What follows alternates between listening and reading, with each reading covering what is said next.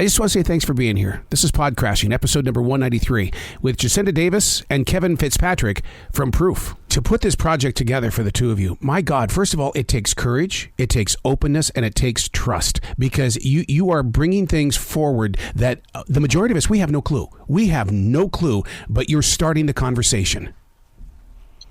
Yeah, I mean, that was really the goal with this story, right? To start the conversation about this particular case. And I mean, for us, the amazing thing about this story is this was the story that put Jacinda, Susan, and I into a working relationship together. And that has led to lots of other stuff. I mean, the last 3 months, we've been working on stories that have resulted in 3 people getting out of prison. Emotionally speaking, Jacinda, I mean, I can't see it how you can do this and just keep pushing forward unless the victory is knowing that, okay, we've got 3, we can do 4, we can do this, we can make it happen. Yeah, I mean, it is emotionally taxing, right? And it's a lot of work, but being there, seeing someone get out of prison who's been wrongfully convicted makes it all worthwhile. It's something I can't put into words. It's hard to describe. Is it a state-by-state situation? Because here in North Carolina, we're going through it too, and it's like, okay, where did it go wrong? Yeah, I don't think it's unique to any one state or any one jurisdiction. Mistakes happen, unfortunately. And the cases we cover all happen to fall into the 1990s. Yeah. I don't know if there's something specific about that decade, but it seems like there was a lot of mistakes made during that time period. Kevin, do you find it interesting how open the law enforcement is with you guys? I mean, it really seems like, I mean, they're coming forward, but you're not meeting all open doors, but there's a lot of doors that are open. Well, I think the Titus case is particularly unique because the original detectives on the case were the ones who brought it forward in the Michigan Innocence Clinic. And that's the only case that I know of. And the Michigan Innocence Clinic told me the same thing, that it's the only case they've ever received where 2 detectives have brought it forward. Wow. I think that this case actually sort of pitted law enforcement against each other. I mean, you had the original detectives that did not believe Jeff Titus was involved, and you had the cold case team that absolutely did believe he was involved. I think that's a very unique perspective where you don't sort of have this blue line where everyone's on the same side.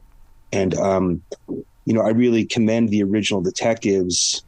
Roy Ballard has passed away, but they were so committed to trying to help get Jeff out of prison. Mm-hmm. And so when we went looking for information, they were more than happy to help. And the cold case team, they were willing to sit down and talk to us and tell us why they thought they got it right.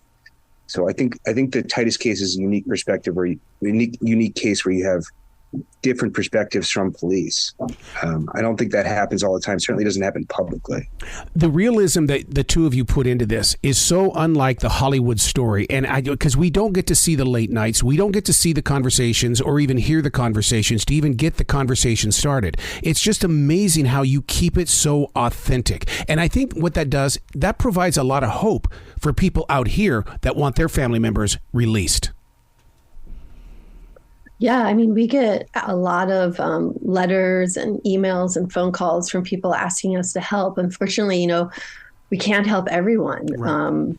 But it's certainly something we try to look into, and it is a real-time investigation. If you listen to the podcast, if you listen to Proof, that's one of our goals, is to have people come on the journey with us, as if you're investigating with us in the field.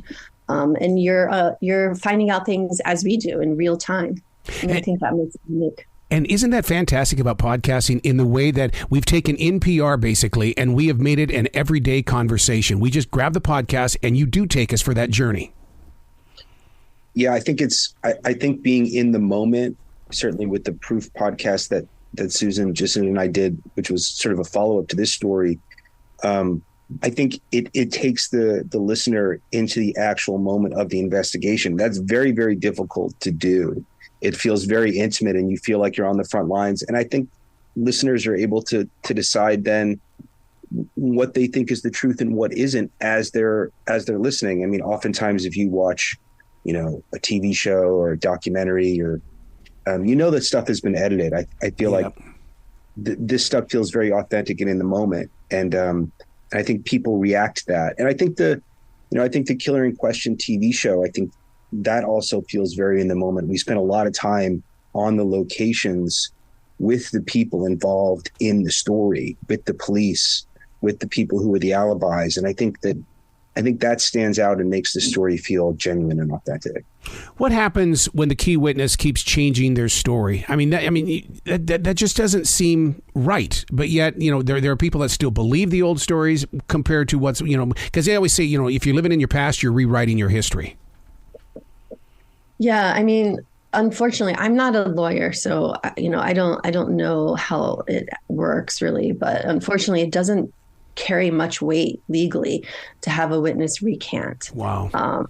So that alone didn't help Jeff. It was a combination of everything. And I think specifically the serial killer evidence that we dug up is what led to his exoneration.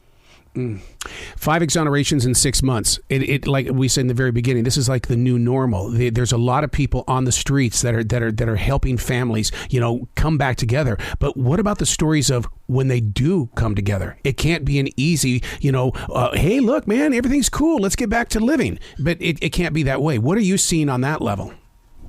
Well, I think if everybody tunes in for the updated a broadcast of Killer in Question, which is Friday night on Investigation Discovery, they'll see at the very end, we spend a little time with Jeff. Good. And Jeff, he does have a long road ahead. I mean, we'll sort of do a larger update later, but he's reconnecting with his family and he's getting to sort of see some of these people that he hasn't seen in 20 years. And that's going to be a long, difficult road. I mean, this is not something that's going to happen overnight. He needs to rebuild his relationships, even with the people who believed in his innocence. Mm-hmm. They haven't been around him. And, he spent 22 years in a cell. God. It's a little different when you can actually walk around in the backyard with your grandkid or with your cousin. And, he's got to start all over again. He's got to get a bank account. He's got to get a driver's license. And he's got to catch up on what's happened in these people's lives for 2 decades. And, he's got a lot of people who are going to help him do it, but that is not going to come overnight. And I'm sure it's going to be a very scary experience for him. Is it a scary experience for you guys to release this for Investigation Discovery and even for the podcast? Because, you are taking chances and stories are being rewritten because, for 22 years that the community knew that story or they thought they did. Yeah, one of the things we discover when we're out in the field talking to people is a lot of people actually don't know the facts of the case. They don't know the actual evidence.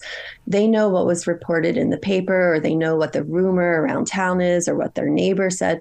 But when you really sit down and talk to people and share what you found with them or answer the questions they may have, it's amazing, what people... how you can, I don't want to say you change people's minds because that's not the point. We're presenting evidence, we're presenting facts, and it's facts that people just didn't know about before. And it's eye-opening. And I think one of the things about this story specifically, when Jacinda and I went into it, we didn't go into it as it was a wrongful conviction in any way. We went into it knowing that there were some different opinions about some of the facts. And as we started to investigate it, that's when some stuff started to become apparent to us and we learned new information.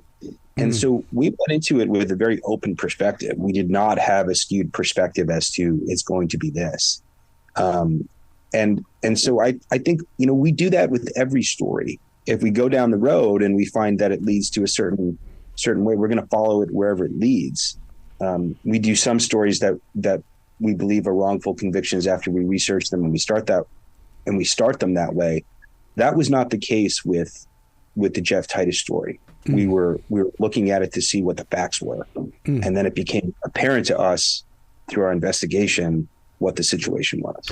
I don't know how you stay so loyal to the quote or the mantra, I never assume anyone is either guilty or innocent, because I'm that guy that'd be, and I know I'm going to do it when I'm watching it. I'm going to go, guilty. Nope, that's wrong. I have no evidence whatsoever to even back up what I'm claiming. Yeah, I mean, it's hard because a lot of people, there's a quote in the show someone in the show says he just looks guilty. Oh, right? God. Well, that's not evidence, right? That's not evidence.